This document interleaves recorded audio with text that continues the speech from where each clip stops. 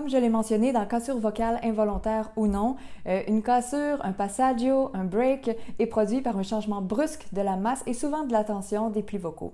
Si pour une raison ou une autre je veux l'adoucir ou l'éliminer, je devrais m'entraîner à produire ce changement de masse-là d'une façon graduelle.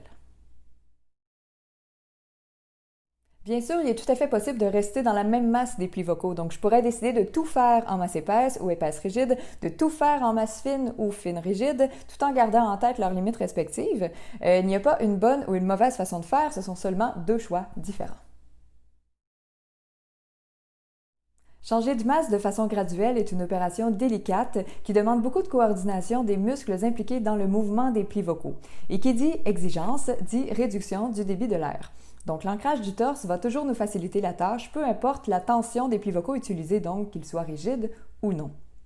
La rétraction des fausses cordes vocales sera aussi un allié considérable.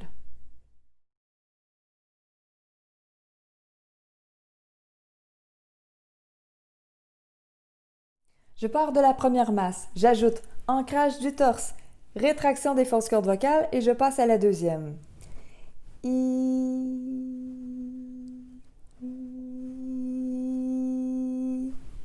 Je peux ensuite m'exercer à le faire en changeant la hauteur de la note.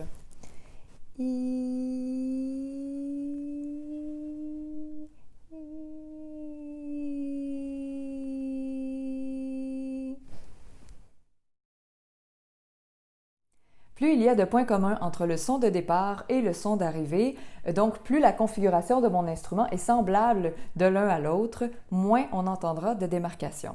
Donc si en vous entraînant, il y a de l'instabilité ou que la transition se fait par petits coups, en plus de vérifier le débit de l'air, essayez de vérifier s'il n'y a pas autre chose qui serait en train de bouger en même temps. Donc ça peut être l'entrée du larynx, la hauteur du larynx, la hauteur de la langue ou même le voile du palais.